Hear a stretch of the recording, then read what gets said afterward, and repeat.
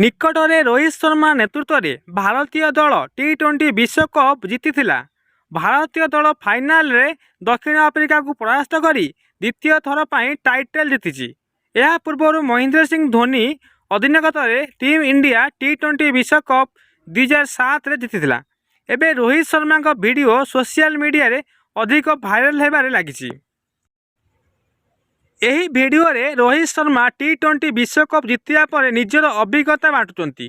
टी20 विश्वकप जितिबा तांको जीवन को किपरि बदला देइछि से मध्य कहिसंती। रोहित शर्मा कहिसंती आमर सबुठु बड़ लक्ष्य होउछि विश्वकप जितिबा। एही विश्वकप विजय पर मो जीवन आसीछि। रोहित शर्मा मराठी भाषा निजर मत रखिथिले। दिनिकिया विश्वकप 2023 रे भारतीय दल जितिबा लागिथिला। फाइनाल टीम इंडिया ऑस्ट्रेलिया हारू परास्त होइतिला। एपरी भाव में भारतीय दल तृतीय थर पर दिनिकिया विश्वकप चैंपियन होगाकू वंचित है। किंतु यह पर रोहित शर्मा अधिनायकत्व भारत टी20 विश्वकप 2024 जीतिला। यह पूर्व महेंद्र सिंह धोनी अधिनायकत्व भारत टी20 विश्वकप 2007 जीतिला। एपरी भाव में रोहित शर्मा द्वितीय भारतीय अधिनायकत्व हो टी20 विश्वकप जीतिले। तेबे यही विजय पर रोहित शर्मा अंतर्जातिक टी20 को विदाय देइछंती।